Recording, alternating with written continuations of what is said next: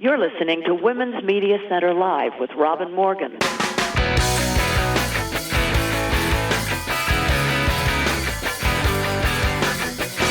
Welcome to Women's Media Center Live. I'm Robin Morgan. Well, everybody is still groggily picking themselves up after the election, and we have more in-depth analysis and newer figures as returns keep coming in, all pretty much on the bright side. And we have news other than the elections. Believe it or not, there is other news in the world, and people are concerned with quite a bit of it in this and other countries. And my special guest is Cecile Richards, the great Cecile Richards, who steered Planned Parenthood through the last decade and more, fighting some of the most vicious attacks against the basic human right of reproductive freedom that have ever been known in Planned Parenthood's history. And she's written a new book about how she did that. And it's funny and smart as she is. So all that's coming up along with the Surrealism Corner. And before I forget, next week we'll be off during Thanksgiving, but then we'll be right back at the old stand after that. So let's get started by going inside the headlines.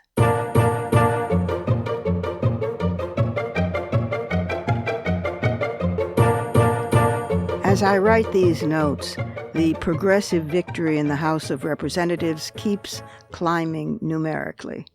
The Democrats needed 218 to make the majority, but at the moment they're at 232 and expected to come in close to or beyond 240. As for the Senate, the Democrats are likely to lose total 1 or 2 seats rather than the 3 or 4 they had feared. The problem is almost blatantly geographic. The Republicans, or what we perhaps should now call the Trumpian Party, has a durable advantage in the Senate, where less populous states have influence hugely disproportionate to their voting numbers. And the Trump Party is still ascendant in rural America, where there are fewer people and more of them are European American. People of color, a mix of classes and of countries of origin and ethnicities, and a more liberal outlook fostered by such diversity, all urban, city-based, that's where the Democrats hold sway. Now fueled and aided more and more by the suburbs, or at least by white suburban women. California is still being devastated by 3 major wildfires. 48 have died to date in only one of the 2 huge northern fires, the one called Camp Fire. Meanwhile, heavy rains and flooding have been paralyzing parts of Italy, demolishing thousands of acres of forest, destroying 14 million trees, and killing at least 17 people, plus 12 on the island of Sicily. Meanwhile, officials are still counting the dead, now up to 450 people in the Philippines, Indonesia, Malaysia, and even parts of Japan and Taiwan after an earthquake and giant tsunami struck the area at the end of October. It might help change consciousness if every time these disasters were reported on the news, they were referred to properly as unusually big and strong and as evidence of climate change. There is some good news on the environment, though. A UN report contends that the hole in the ozone layer could, if all goes well, be repaired by the 2060s. An international treaty to ban ozone-depleting chemicals like chlorofluorocarbons and hydrochlorofluorocarbons is apparently to thank. Another new study on breastfeeding reaffirmed yet again the benefits to women. The benefits to infants is well known, but less so well known is that nursing mothers reduce their relative risk of breast cancer by 4.3% for every 12 months they breastfeed. Breastfeeding is particularly protective against the most aggressive tumors like hormone receptor negative or triple negative tumors, which are more common among African American women. Breastfeeding also lowers the risk by 1/3 for women who are prone to cancer because of an inherited BRCA1 mutation. Women who breastfeed are also less likely to develop ovarian cancer, type 2 diabetes, and rheumatoid arthritis, and may also enjoy improved cardiovascular health. Two tech giants have been brought to heel, for the moment at least. Facebook announced that it would no longer force employees to settle sexual harassment claims in private arbitration. Facebook acted one day after Google announced similar plans, following a dramatic worldwide walkout of more than 20,000 employees protesting Google's having awarded a $90 million exit payment to Andy Rubin, a Google executive accused of sexual abuse. Encouragingly, the mobilizers of the Google walkout are aiming to keep that movement alive, to question how the company operates in the world, and to inspire other workers in the tech industry to adopt similar protests. Delightfully enough, the Google protesters used Google's own technology and the skills they themselves had employed to create that technology to organize. Designer skills, marketing, program management, distilling information, all these skills they use this time on behalf of themselves. And positive electoral news again, but this time from Orthodox Jewish women in Israel. Beit Shemesh, a fast-growing ultra-Orthodox stronghold. Women there have been called whores by puritanical religious fanatics who stoned and spat on and pepper-sprayed girls and women that they feel are not dressing with sufficient extreme modesty. So the election of a woman as mayor last week, with the support of thousands of ultra-Orthodox voters who defied their rabbis to support her, came as a shock to everyone. Eliza Bloch, 51, a former high school principal, didn't merely defeat the two-term incumbent, an ultra-Orthodox man who had the backing of rabbis from the two dominant sects, but she did it by uniting non-religious, long-time residents angry about being turned into minorities in their own city, English-speaking Orthodox immigrants, forward-thinking ultra-Orthodox who were sick of being denigrated as never religious enough, plus those voters who were embarrassed by press coverage of the town, which had earned a reputation as a hotbed of religious fanaticism. All these voted for her, and she now is committed to seeing one another as human beings. In Haifa, one of the leading Orthodox Haredi parties broke with the others and endorsed a non-religious woman, Einat Kalish Rotem, 48, who became the first woman elected as mayor of Israel's third-largest city. This despite the Haredim's belief that women should never hold public office. Yet average Haredi women were still bitter, some posting on Facebook that the Haredi establishment supports women becoming mayors, but what about us Haredi women and daughters being made to stay at home? Sounds to me like there's a revolution brewing in those kosher kitchens. Mazel tov, sisters.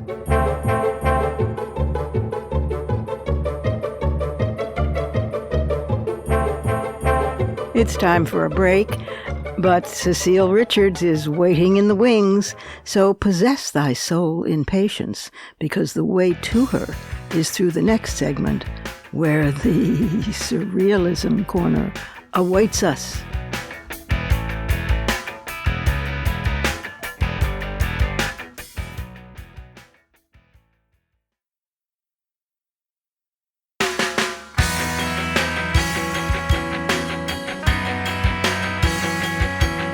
Subscribe to this program on your favorite podcast platform and leave us a review.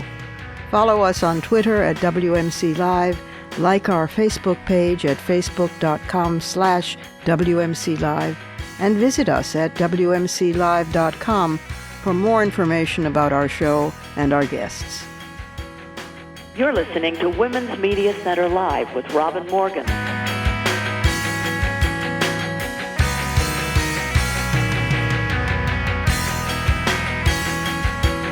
Welcome back, and welcome to the Surrealism Corner.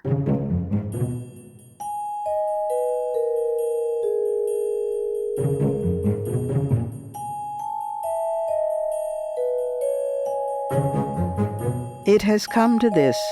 The Girl Scouts are suing the Boy Scouts. Honest, I do not make these things up. About a year ago, the president of the Girl Scouts of the USA wrote her counterpart at the Boy Scouts of America, accusing his organization of a covert campaign to recruit girls and of infringing on the Girl Scouts trademark, engaging in unfair competition, and causing an extraordinary level of confusion among the public. Now, this all began when the Boy Scouts, which had served girls only in a sort of half-hearted ladies' auxiliary fashion since 1971, recently opened up their Cub Scout and Eagle Scout levels to girls and announced that they would now become the Scouts of America instead of the Boy Scouts. Well, this sounds like a great leap forward, except that nobody uses the new name, so girls joining the Scouts get subsumed under the still commonly used name Boy Scouts, and they face male leadership. It was no secret that the Boy Scout membership was falling, and Girl Scout officials claimed that the Boy Scouts wanted to absorb the Girl Scouts in order to fatten their membership numbers. Anyway, now it's in court because Girl Scout leadership claims there are numerous examples of confusion sowed perhaps intentionally by the Boy Scouts, like the false rumors that they've merged, or, for example, like in St. Louis, Missouri, a Boy Scout leader borrowed from the Girl Scouts' mission statement for a recruiting flyer without crediting its source. The Boy Scouts have had a pretty rocky decade, finally having to yield to civil rights groups' pressure that had gone all the way up to the Supreme Court. The Boy Scouts at last admitted gay troop leaders and scouts, after which the homophobic Mormon Church ended its 105-year-long partnership with them, and the Southern Baptist Convention expressed deep disappointment in them. The Girl Scouts, on the other hand, had welcomed women and girls, specifically stating whatever their sexual orientation, back as early as the first years of the 2000s. But these days, the Girl Scouts claim they have to sue because that's what, quote, any brand, company, corporation, or organization would do to protect its intellectual property, the value of its brand in the marketplace, and to defend its good name, close quote. You know, this reminds me of how male students loved exclusionary same-sex education when it benefited them.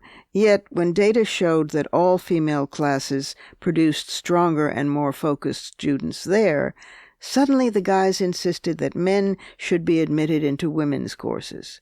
This Girl Scout, Boy Scout mess sounds to me less like a merger, which in fact did not ever happen, than like an attempt at a hostile takeover of a girls-led, girls leadership training organization. Personally, I think that when girls and women have perfect equality that no one even thinks twice about, then we can discuss such mergers. But so long as the power imbalance exists, then any equivalence is false equivalence. And mergers, not good for the less powerful. I say hands off the Girl Scouts, Boy Scouts. Maybe they should have a contest. Hey, whether it's survival camping trips or who can sell the most cookies, my money's on the girls. A 13 million pound giant has loomed over 106 acres in Fish Lake National Forest in Richmond, Utah, for thousands of years. This is the so-called trembling giant, or pando, P-A-N-D-O, from the Latin for I spread. A single clone, genetically male, the giant is Earth's most massive organism, a forest of one, a grove of some 47,000 aspen trees connected by a single root system, all with the same DNA. But Pando is threatened by herds of hungry animals like mule deer and foraging cattle, as well as by human encroachment. Without more careful management of the forest, which you would be quite correct to assume is not on the priority to-do list of Trump's Interior Department, well, without that, Pando will continue to dwindle. Have you heard of menstrual equity? As its proponents note, It means you're also for educational equity, workplace equity, and health equity. Tampons and pads are necessary items for more than half the population, who use them dozens of times a year for about 40 years of their lives. These items are neither optional nor a luxury. Eliminating the so-called tampon tax frees consumers of a 6.85% sales tax on medically necessary tampons and sanitary pads. The tampon tax-free states are Connecticut, Florida, Illinois, Maryland, Massachusetts, Minnesota, New Jersey, New York, Pennsylvania, and as of last Tuesday, Nevada voters added their state to that list. Alaska, Delaware, Montana, New Hampshire, and Oregon have no state sales tax at all. Frankly, it's surreal that such necessary items were ever taxed. Kenya was the first nation to stop taxing menstrual products back in 2004 because millions of Kenyan girls and women couldn't afford them. Canada dropped their taxes in 2015, followed by Malaysia, India, and Australia. About time for equality during those times of the month. We have another word this week in our series of individual words in other languages that sum up what would take a full sentence in English to communicate. This time we have an Inuit word. They're an indigenous people in Canada and Alaska. An Inuit word, iktuarpok. Iktuarpok means the feeling of anticipation that leads you to keep looking outside to see if a special person is coming. Definitely, I have been there and done that. Hovering, near the window, becoming itsuarpok. Nothing surreal at all about that.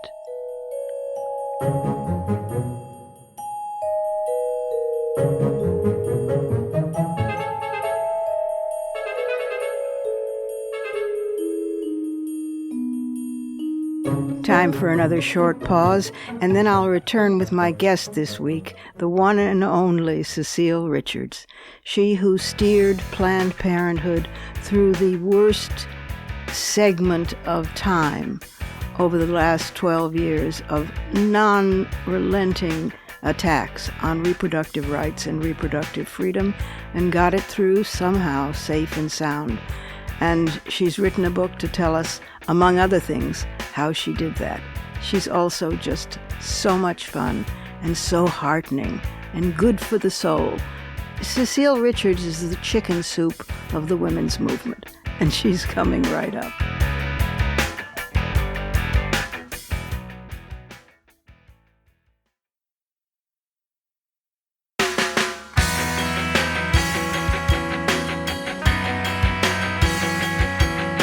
The Women's Media Center, founded in 2005 by Jane Fonda, Gloria Steinem, and myself, is a progressive, nonpartisan, nonprofit organization working to make women visible and powerful in media. You can learn more about the WMC at womensmediacenter.com. You're listening to Women's Media Center Live with Robin Morgan.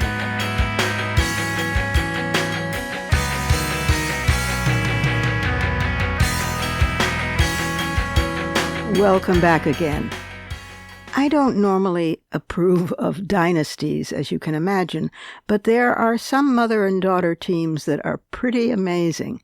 One such is the late Ann Richards, former governor of Texas, whose wit and grit were infamous or notorious or memorably miraculous. And her daughter, who is fortunately still with us with many decades yet to come, Cecile Richards. Richards was born in Waco, Texas, and her parents, as I said, were Ann Richards. And also her father, David Richards, practiced law and built a practice dealing with civil rights plaintiffs and with labor unions. So she grew up saturated in good politics. She initially went to public school, but in ninth grade, she was disciplined for protesting the Vietnam War after she wore a black armband. So she then was taken out of that school and was put in the progressive St. Stephen's Episcopal School for the remainder of high school. She has always made good trouble. At the age of 16, she helped her mother, Anne, campaign for Sarah Weddington, the attorney who won Roe v. Wade in her bid for the Texas state legislature.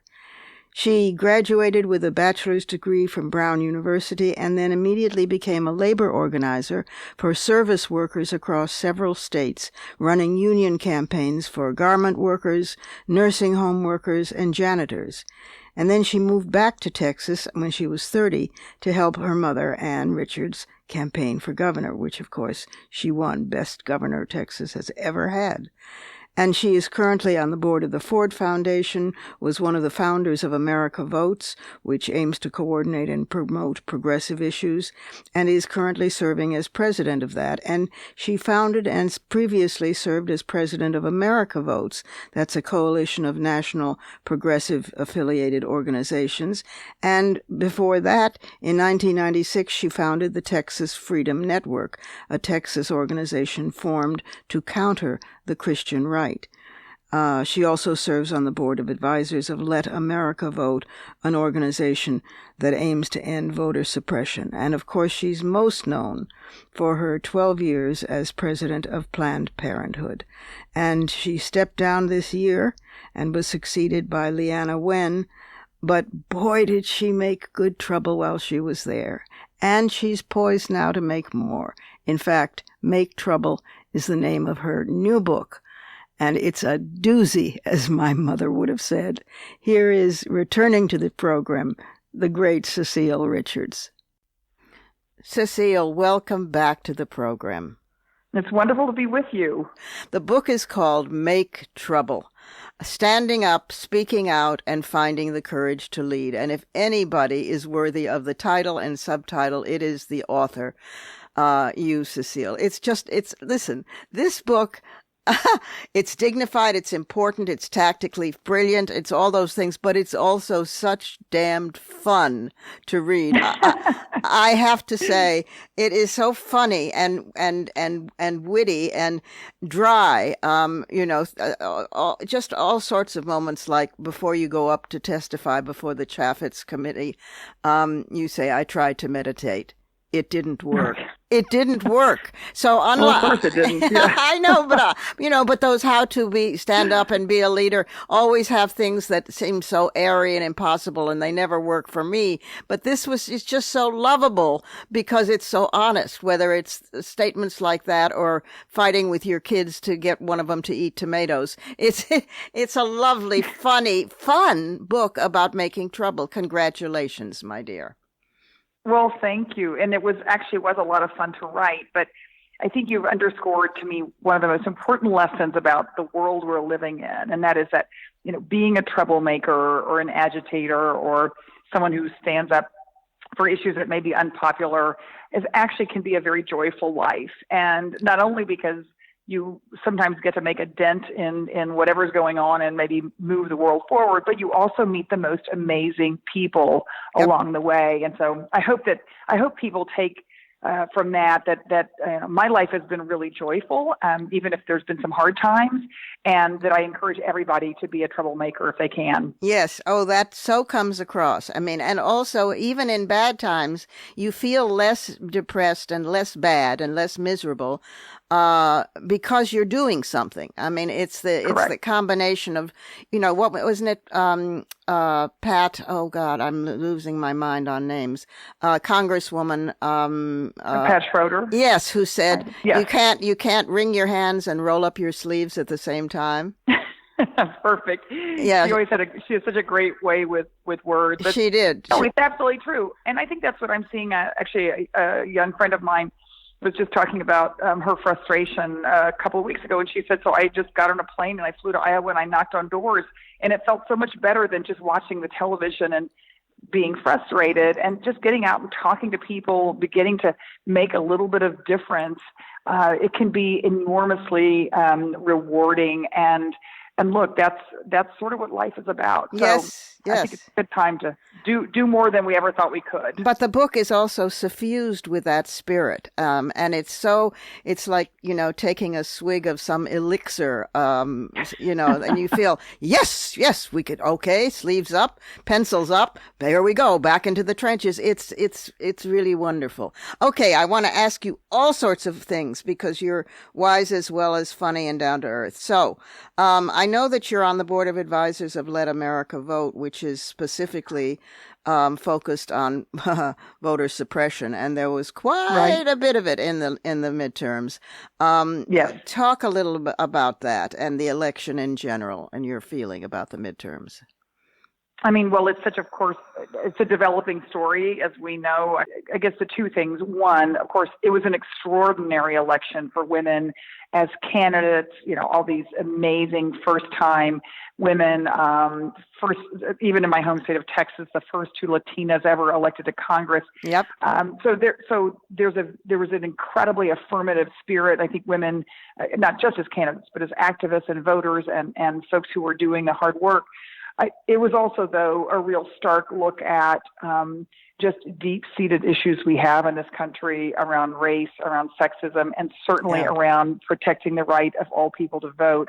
I had the distinct honor to spend some time with Stacey Abrams campaigning down in Georgia, and to see the heroic. Not only is she a spectacular public servant, but to see what she had to go through in that state was really sobering. So we have a long way to go in this country to actually ensure that everybody does get to participate in the political process, and that our elected officials welcome voting as a democratic right. Yeah, you think? She is remarkable. She guested on this show, and I fell totally in love with her. And she ain't given up. She ain't given a quarter. That's right.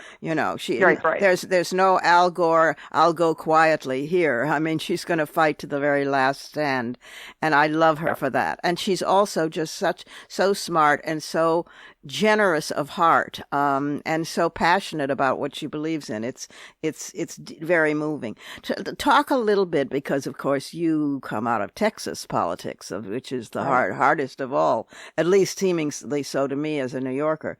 Talk a little bit about the phenomenon of Beto O'Rourke and what that means for the future. Well, I do think that, one, Beto, he may not have made it all the way, although he did better than anyone has done in years. And he absolutely, to me, sort of lit the pathway for what it's going to take for progressives to actually win statewide in Texas. And it won't surprise you. Actually, my daughter was down working for him this last couple of weeks, and she said it was women everywhere, women volunteers, women running phone banks, women door knocking. And so I feel like that's probably not been obviously that's not been the major part of the story, but it is a huge part of the story, is the engagement of women in Texas. Yes. And also a number of women got elected really on that wave of progressive activism. I'm sure you've seen the photograph of more than a dozen African-American women in Houston getting elected to be judges. Yes, it's really, and they used the shared motto, Black Girl Magic. That's right. Yeah, it's really it's so great. Yeah, it's very exciting, and there's a number. I had been down there to do an event for Annie's List, which is sort of the Emily's List equivalent, and they had all these women running for the state house, and a ton of them got elected. And these are first time, never been in office before, women who were running their PTA or women who were lawyers and decided they could do more. It's very inspiring in Texas. Again, we've always believed when you actually finally mobilized and supported women, people of color, young people, that the state would change. And absolutely, this election cycle, we began to see that crack open. Very exciting. I was beginning to think, given the way that Texas politics seemed to be going, that I had fantasized Ann Richards. But it seemed that no possible state could have that kind of dynamic, progressive leadership and then turn backward. It just seemed impossible. And yet now it's doing it again. I mean, it's like her legacy had a long tail to it. Right. Well, I mean, we all joke about all of us who worked on Mom's campaign for governor that it was sort of one of these perfect, everything came together, and she was always a bit more progressive than the state of Texas, but they liked the fact that she was very down to earth and could relate to people. And I think in the same way that you saw Beto really sort of transcending partisan politics, I think the struggle now is that it is, yes, the state is changing demographically, but we still have some of the most restrictive voting laws and registration laws. And so, again, I hope that one of the things coming out of this election is a national commitment to ensure the integrity of voting and the ability of every person to cast a ballot, because until we do that, we really don't have a true democracy. And that's as true in Georgia and Florida and Texas as it is for most of the country. That's right. So, right. Yeah. Or even in New York, where it's not so much voter suppression, it's sheer ineptitude, because completely. You can't vote because all the scanners are down at the Brooklyn Public Library, where half of Brooklyn votes. So this is ridiculous. I think that was what I really saw in all these states, is that some places it's suppression and some places it's just strictly that it is a system that is so haphazard. And yes, I mean, it's outrageous that in New York, you really don't have early vote, which they have in dozens of states across the country. They make it very, very difficult. And again, I think that I've been discouraged to see some of the office holders who are, including, frankly, the President of the United States, accusing anyone who wants to ensure that all votes are counted of somehow fraudulent behavior. That, in fact, should be our democratic value, and we've really got to get back to that, because that should be a bipartisan value. Yeah, you think? Well, a lot of things should be a bipartisan value that suddenly get characterized as, being anti-him and therefore anti-American in this ongoing nightmare. Let's talk for a minute about the future of reproductive freedom, given the court and the way the court is shaping up. I know that that we have a new president of Planned Parenthood, and that we're celebrating her, although some of us had to, pick ourselves up from the floor with anxiety, because it is so associated with you and the brilliant things you did there for, what was it, 12 years? 13? Yeah, 12 years. Yeah. That we felt bereft and panicked. What do you mean, Cecile? Oh my God. But we'll be all right. And you left it in amazingly good shape, and she's terrific. Yeah. But what do you think we're up against? I mean, it seems very dangerous. Sure, it is dangerous. And of course, the confirmation of Brett Kavanaugh to the Supreme Court there's just no way to overstate how devastating that is. Because so many cases that we have coming up through the federal court system are just poised to go to the Supreme Court. We've won the Texas case that was where the Texas legislature had passed the most restrictive abortion laws, and it shuttered dozens of health centers. Yeah. We won that case in the Supreme Court. I don't know if that case went back up now that we would win. And I think basically what we're looking at, Robin, is kind of what we already have, which is abortion, access to safe and legal abortion is a right on paper, but your ability to actually utilize that or express, your own desire to make these decisions completely depends on where you live. And I fear we're going back to states where abortion will be unsafe and basically illegal. And of course, the people that will suffer are, the poor women with low incomes. That's right. Women who have the least access to health care. Yeah. Yep. Yeah. That's what we're looking at. I noticed that Trump said, well, then it'll be up to the states. They can always go to another state. Well, they can't always go to another state. They can't. If they're working a crap job, and if they don't have a car, and if they don't have 3 days or 5 days or 2 weeks to spend in another state, and on and on and on. So it becomes totally a matter of economics. I mean, even when abortion was completely illegal, wealthy women could fly to another country. I mean, it's always been. Yeah, that's right. I mean, so there's an economic aspect to this that has always been, overlooked. And the constitution of the court makes us very nervous. What do you think about the attacks on Nancy Pelosi? I'm getting cranky.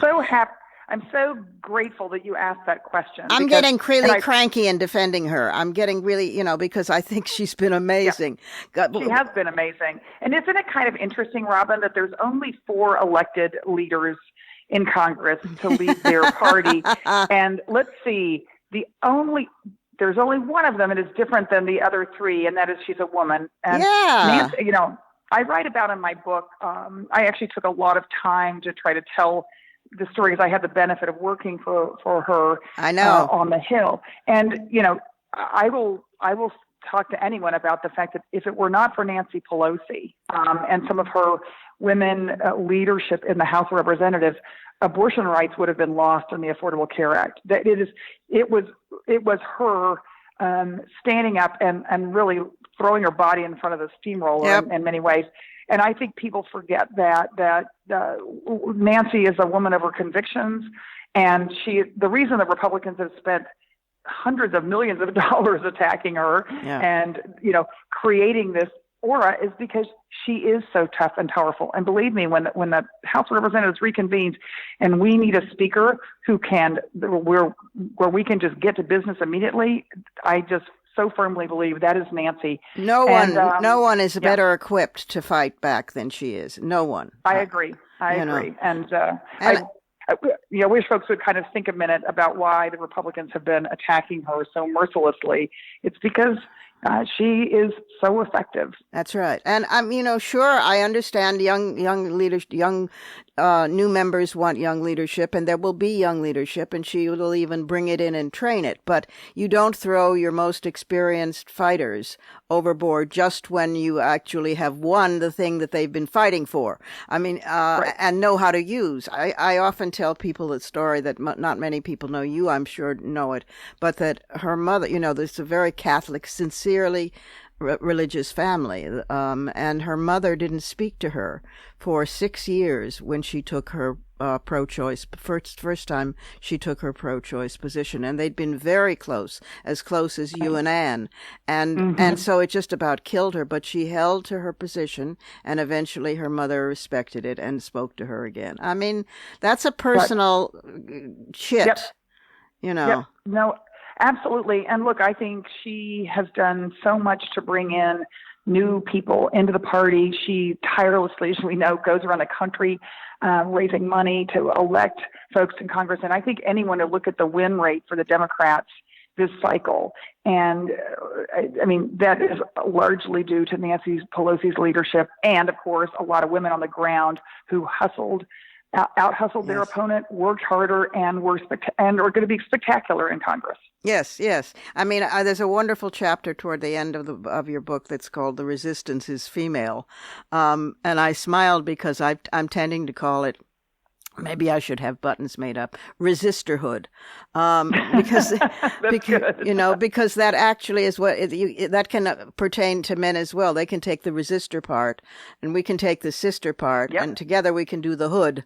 I like that. But the leadership of women in this that has been emerging and continuing, sustained and growing, is absolutely like I died and went to heaven, because I think many of us were afraid that after the Women's March it might fade, because sustaining that kind of energy is always, the hard part. But instead it has grown. It's there even in demonstrations and organizing that is not calling itself women, like the teachers' wildcat strikes all over, and the high school kids, and half of more than half, 80% of Indivisible, the group that was so are women. So this is quite thrilling, I think. Tactically address for a minute to help me out with my confusion. There are the pros and the cons about moving toward impeachment. Now that the Democrats have the House, but of course without the Senate, that's very difficult. And secondly, I'm not sure that's what we should spend our first chits on, since everything else from government itself and voting and infrastructure is in dire need, and this crazy person whose orange is still sitting in the White House. Talk to me and give me some advice. Sure.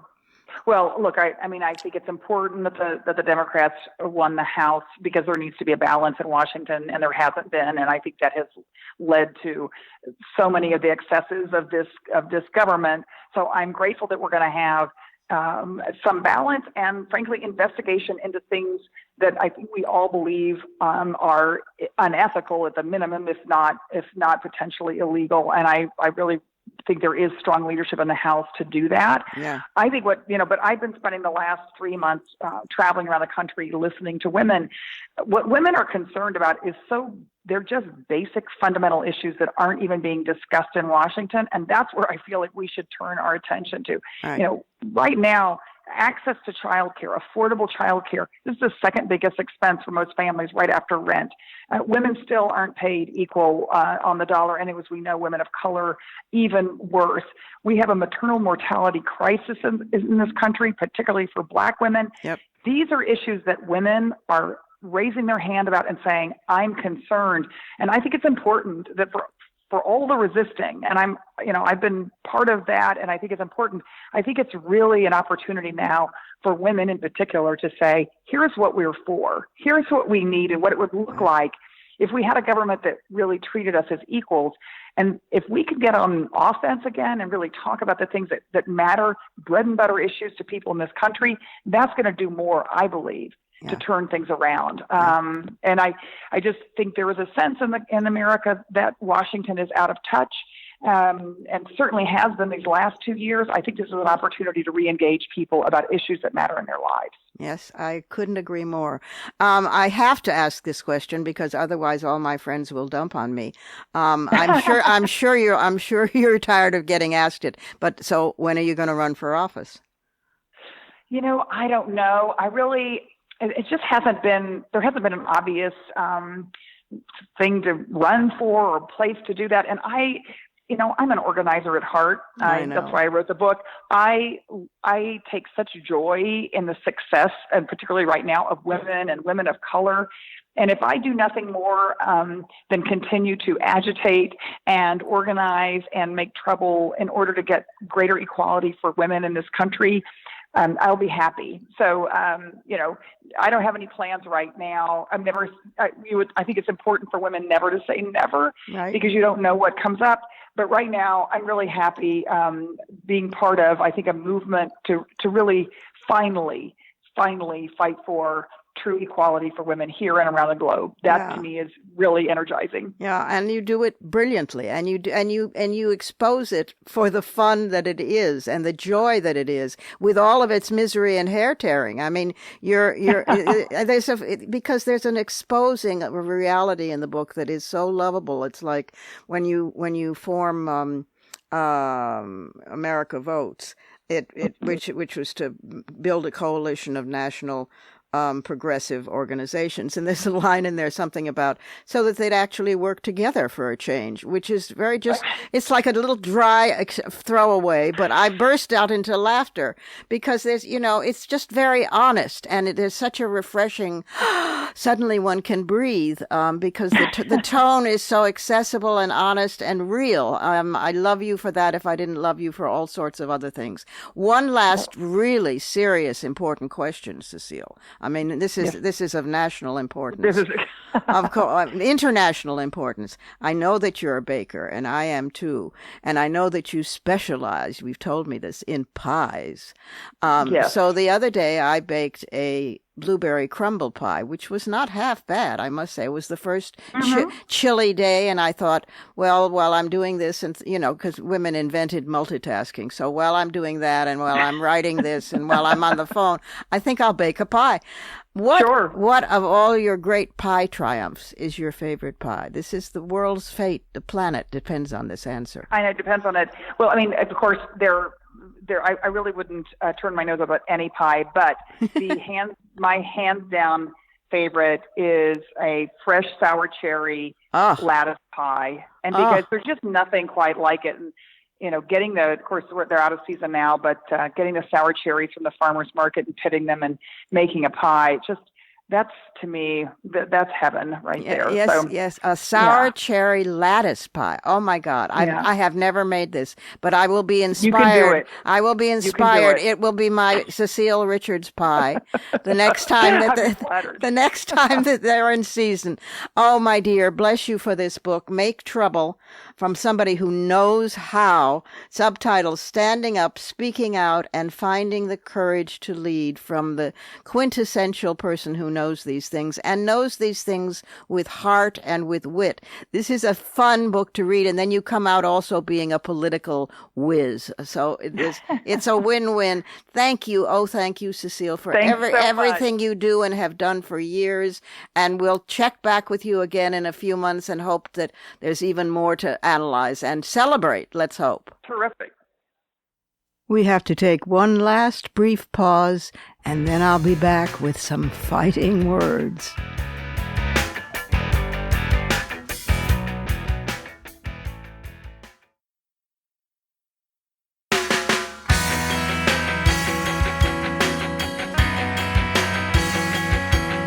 For the smartest talk about news, politics, sex, books, religion, race, and more, it's Women's Media Center Live with Robin Morgan.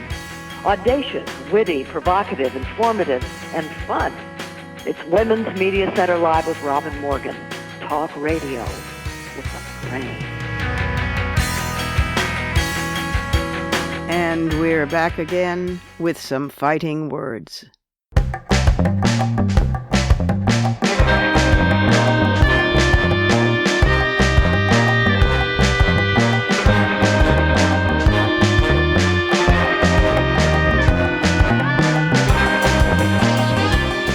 With the midterms finally over, and especially given the better and better all the time way they're turning out, everyone even vaguely progressive is desperate to take a break. People haven't been so eager for Thanksgiving since the Europeans stole the New World that they were then thankful for, stole it away from the folks who were already here. Nevertheless, I get it. We all need a breath before heading into the shoe closet that Special Investigator Mueller will shortly be dropping. So there I was, sorting through papers on my desk, which post-elections resembles bombed-out Tripoli, and I came across so many subjects I'd been meaning to use for fighting words, but had to postpone writing about because, of course, of the elections. These included one I want to take on now: the latest statistics on Trump's effect on our country. White supremacists and other far-right extremists have killed more people recently than any other category of domestic extremists. This, in fact, dates back to September 11th, 2001. More than any other category. But under the Trump regime, U.S. counterterrorism strategy ignores that rising danger by instruction. And hate crimes. Hate crimes rose 17% last year, the third annual increase in a row, according to FBI data, and anti-Semitic hate crimes rose 37%. More than half of all such crimes, about 3 out of every 5, targeted a person's race or ethnicity, while about 1 out of 5 targeted their religion, according to the data. That's bad enough. But here's the thing.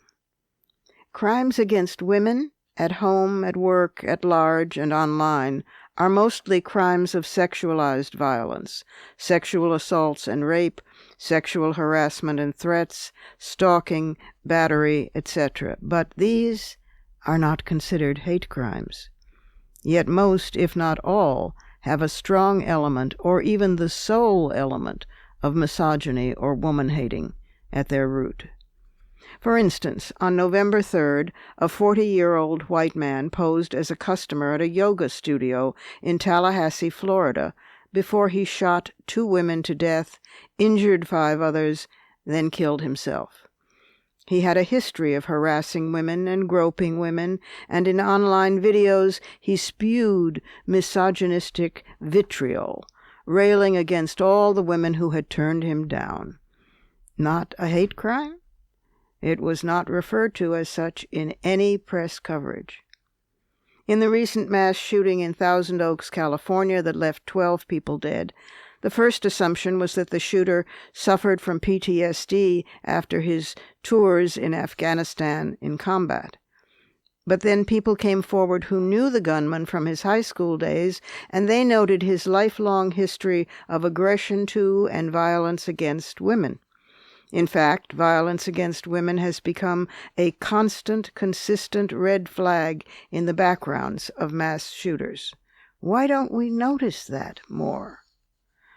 The term hate crime was coined in the 1980s by journalists and policy advocates who were attempting to describe a series of incidents directed at Jews, Asians, and African Americans, a criminal offense like murder, assault, arson, or vandalism, with an added element of bias. Traditionally, FBI investigations of hate crimes have been limited to crimes in which the perpetrators acted based on a bias against the victim's race, color, religion, or national origin. In addition, investigations were restricted to those wherein the victim was engaged in a federally protected activity. With the passage of the Matthew Shepard and James Byrd, Jr. Hate Crimes Prevention Act of 2009, the Bureau became authorized to investigate these crimes without this prohibition. This landmark legislation also expanded the role of the FBI to allow for investigation of hate crimes committed against those based on biases of actual or perceived sexual orientation, gender identity, disability, or gender. But in practice, those latecomer additions, at least where gender, that is, women, are concerned, seem to have been acted on only sluggishly. Some states do have their own hate crime statutes. Washington and Oregon were the first states to pass hate crime legislation in 1981. Today, 49 states have hate crime statutes. States vary with regard to the groups protected under hate crime laws, and vary in terms of the range of crimes covered and the penalty for offenders. Nor does the United States prosecute hate speech, unlike most developed and some developing countries. Without getting into the tall weeds here about the First Amendment, I can't help wondering why acts of violence, acts committed against someone because of race or religion, are considered hate crimes, but the same acts, when committed against women for being female, are considered sex crimes. If we named such crimes properly, not only would they be elevated as serious in public awareness and highlighted in law enforcement communities, but they would raise into general consciousness the staggering frequency, epidemic proportions, and commonplace normality that constitutes women's reality, a daily reality in which women live always on alert. So the next time you hear the phrase sex crime, listen or look more closely and call it what it is. An issue to be put on the long to-do list after we pause for a moment to breathe, to celebrate the House of Representatives and the blue wave of women, and to have a hopefully peaceful Thanksgiving. Those are my fighting words. Add yours on Twitter, and remember to tag us at WMC Live and use the hashtag #FightingWords.